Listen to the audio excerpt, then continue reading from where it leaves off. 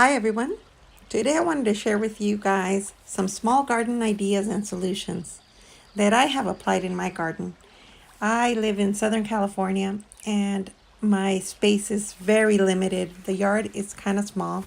So I have had to be very creative and come up with solutions for my small garden that hopefully will help you with your garden, and you can take some of these ideas and implement them. For example, as far as shade, I do have a little porch, but I always use some type of a shade, either an umbrella or an arbor or even a sunsail to define your sitting area and to give you shelter. Um, what's nice about these things is that you can always take them down. They're not permanent, they're removable if you need to. And it just anchors everything beautifully and gives you that added protection that you may need for your plants depending on your situation.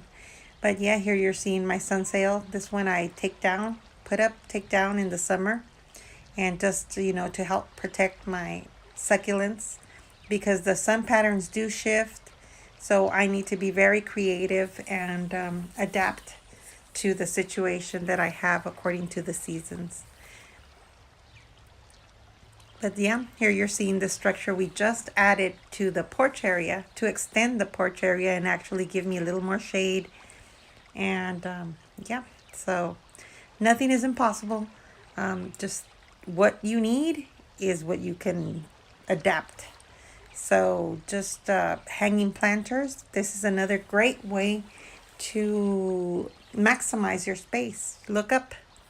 If you can't have a lot of pots, underneath, well, you can always hang them from a porch or an eave.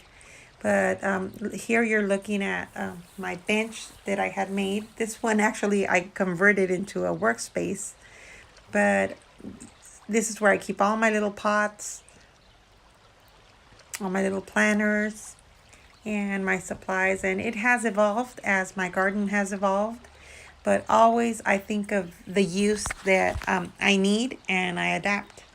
You're looking at some gutter planters, and here, look at these beautiful, beautiful plants.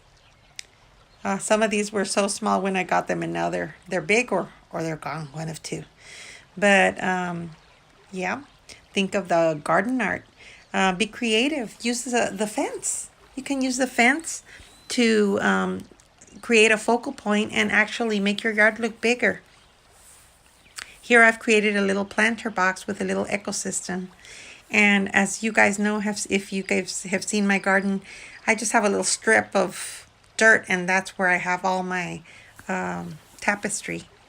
But yeah, look at these benches and potting shelves are awesome for maximizing your space and also displaying your plants.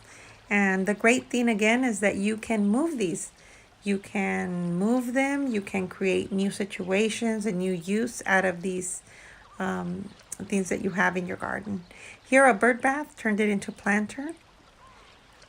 And I use this a lot. I use candlesticks as risers for my pots. And it just gives it an interesting look and gives you more flexibility as far as pot size and everything.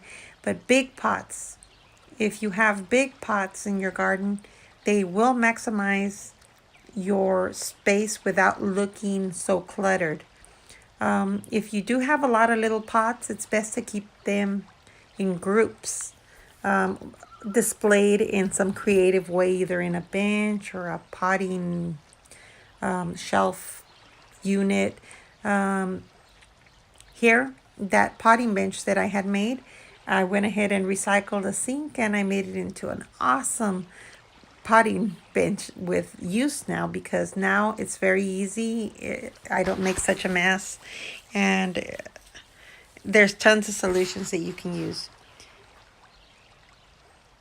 Yeah, again, I can't emphasize enough how important it is to have a space, an organized space where you can have all your pots and everything so it doesn't look too cluttered. If you keep them on the ground, like I have here, you see big pots. They're not a bunch of little pots, because the moment that you put little pots, especially in my garden, we have a problem with leaves falling in the fall. Tons of trees around us. So that's a big consideration. But look, you can get really creative with your planters. Again, group plants together and you get more bang for your buck, because it's an awesome display and not so much clutter.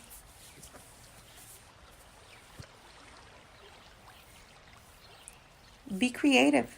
Use whimsical, cute things that you love. And for example, this one here, it's a rolling cart that I'm using to propagate and to grow things, which is great. I can adapt it to whatever climate I need because it rolls. Decorations. Whatever you love, put it in your garden. It's a place of enjoyment for you. So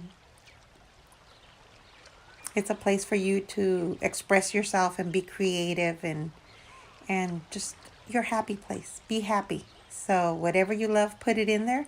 But always remember to kind of pick things that will make your garden flow, so that it doesn't look too cluttered or too wacky. You want them to flow with the colors of nature, and you can have a pop of color. It's not a no-go, but it's good to keep some type of a theme or cohesion to your garden. Here, my last suggestion is night lights. If you put night lights in your garden, you will maximize your garden, because now you have a nighttime garden that you can enjoy. So I hope all these solutions were helpful to you. And remember, I know you won't implement them all, but the way I see it is anything that you can learn, anything that inspires you can lead to something else. And this is what we're here for here on YouTube. We are here to help each other and inspire each other. So I really appreciate you guys, all my subscribers. And I hope that you have enjoyed this video. And thank you so much for watching. Thank you to all the new subscribers. And I will talk to you guys later.